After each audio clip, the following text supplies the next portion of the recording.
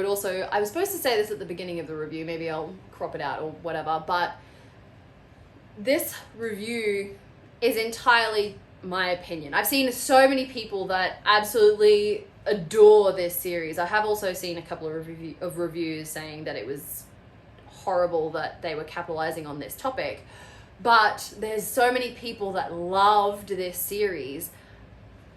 This is entirely my opinion. This is only my opinion. It's obviously sold a lot of copies for so many people to have so many opinions on it. This is just how I felt about it. I'm not a professional book writer or reviewer in any sense of the word, but yes, this is my opinion on this series. Hello everyone, welcome back to my channel. Happy New Year. I mean, it's like the second week in January now, but I haven't been on YouTube for a hot sec. I'm doing a book review today. It's not that I haven't read books over the last 3 months, it's just that I haven't had the brain capacity to put what I'm reading into words. But thankfully, I've just read a series that really gave me a lot of words to describe it. So without further ado, we have the Captive Prince series. That's right, I'm doing a review on the whole series because otherwise, I mean, if I'd done it on each book, I literally would not have continued reading them because we'll get into that. Look, there's a lot of things that I really liked about this series, but there was just some iffy things on it as well. I literally picked this series up specifically because I kept seeing fan art for it everywhere. So I was like, yep, amazing. Love this gay romance. Let's do it. Amazing. He's a slave. Didn't fully think that through, I don't think, because yeah, look, it's classified as sci-fi fantasy. I don't know if it's just because it's in a different world or whatever, but yeah, it was interesting. The first book, Captive Prince, I almost put the series down entirely. I'd bought all 3 books and I was like, yep, cool, I'm going to read them all. They look awesome together. Let's go. Terrible. Yeah, so Captive Prince, first one. When I finished reading this book, I literally had to sit down and think about whether I was going to read the rest of the series because this book was so sexually violent. And that's literally the only words I can use to describe it, is super sexually violent. And I sort of at the end of the series, at the end of the first one, I was like, do I want to read more of this? This is there was really sort of cringy moments in this. They had a wrestling arena that was for men to wrestle in, and then once they had, the winner had, pinned down the opponent effectively, was then to mount the opponent. Ugh. Not.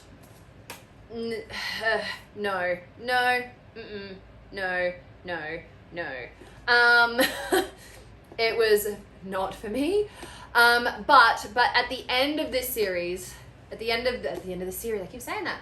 At the end of this book, I then, because it was so hectic throughout the whole book, I was like, surely this is just the setup for the next 2 books, because this is just sort of, it read like the backstory, it was just the building, because yeah, it was just, If you don't know what this series is about, I should probably get into this before I talk about any wrestling arenas. The 2 main characters, Laurent and Damon. Oh god, I almost forgot his name. Well, Damon is the main character that most of the point of view is from. He is the prince of an opposing country. His half-brother wants the throne, so trades him as a slave to the enemy country in order to gain, what would it call? Good relations with this other country. Ugh. And so yeah, so this prince, this like battle warrior prince that has killed the opposing prince's brother in war 6 years beforehand, he is put into these gold cuffs and a gold collar to mark him as a slave, and he is given personally to the prince of the opposing country, Laurent. Now, Laurent hates Acheilons and Varetians. He hates them because their prince killed his brother, and so yeah, that it's super violent. In the beginning of it, Damon even tries to make a move on Laurent, and Laurent then proceeds to having him lashed within an inch of his life. Like, it's from the beginning, I thought that Laurent knew who Damon was throughout the whole thing, which is then confirmed in the third book. Sorry, if you were waiting for like a non-spoiler and a spoiler part of this review, it's not going to happen. It's all spoilers. It's all mushed in there. Yeah, look, it was really, really like just very interesting, and because it was from like the slave's point of view, the ex-prince slave's point of view, it was like how attendants would prepare his opening.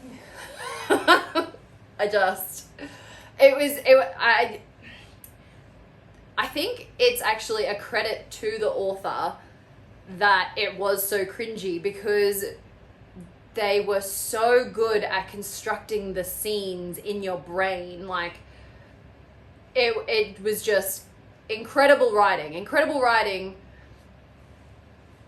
but the storyline was not it for me.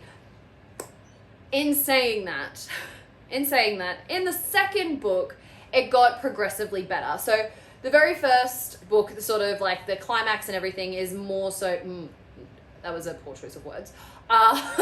The whole first book is sort of based on Damon getting used to this new life as being a slave and trying to eventually escape to get back to Acheilons to find out what the bloody heck is going on, but then finds this deeper sort of scheme at hand with the regent and the prince of Varetia.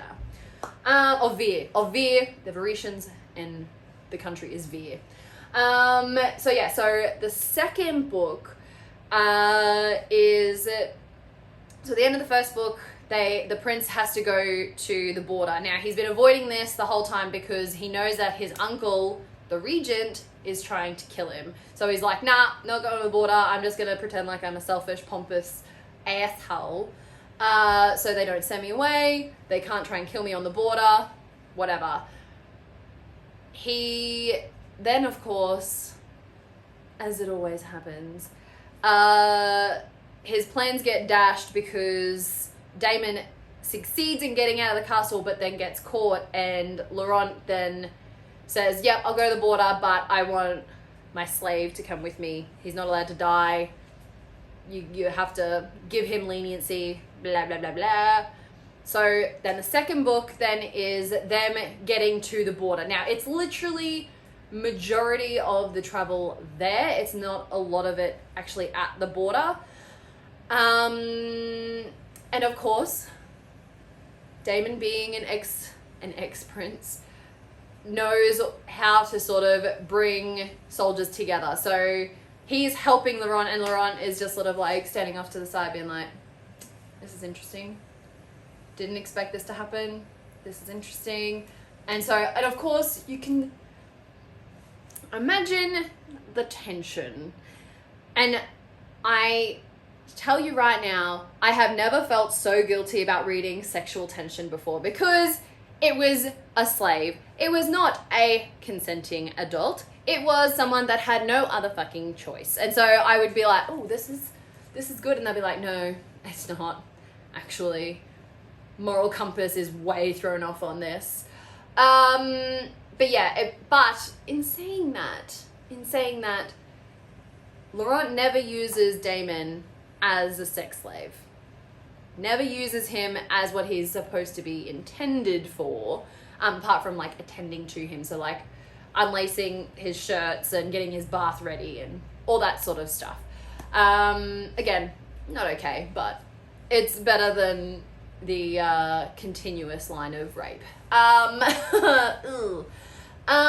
Yeah, so the second book is sort of more so strategy, and this is where like the author's writing just got so good, because there was so many little things that she would leave at the start of the book. It actually reminded me a lot of Cassandra Clare, in the fact that like something happens and you go, oh yeah, whatever, and then it comes up later and you go, oh, and that's why this happened here, and it's like this whole like web of stuff, and that's what it reminded me of. So really, I'm not dragging the author through the mud, I'm drawing this storyline through the mud, because the storyline was good, it was just a lot. It was just a lot.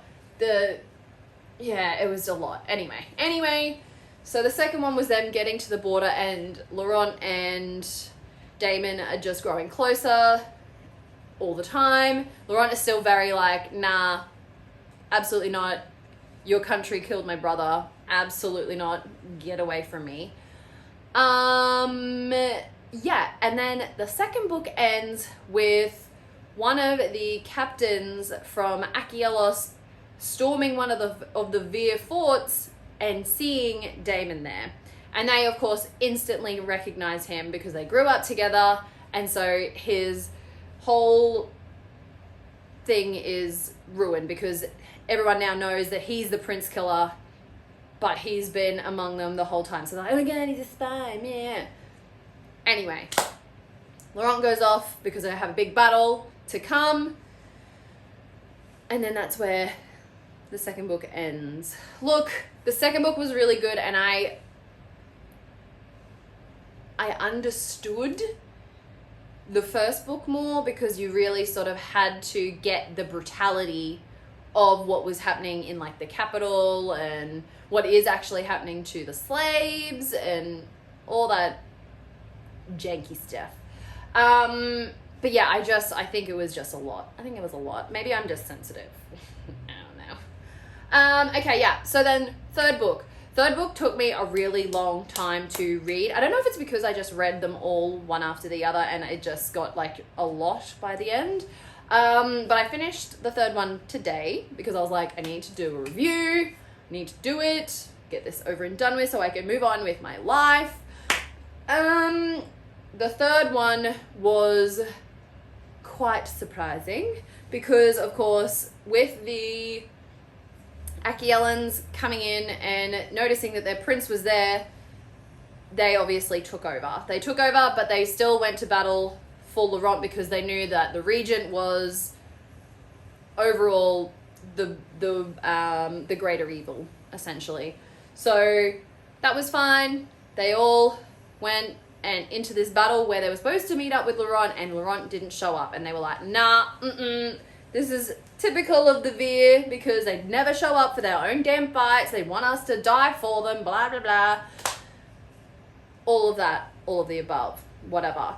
So then once Damon meets up with Laurent again, he's like, yep, nah, he's going to know the truth now. He's going to know who I am, whatever. Only to find out that Laurent knew the whole time that even when they had first lain together, which is in the second book actually, that Laurent already knew anyway. Laurent knew, and Damon was having all of these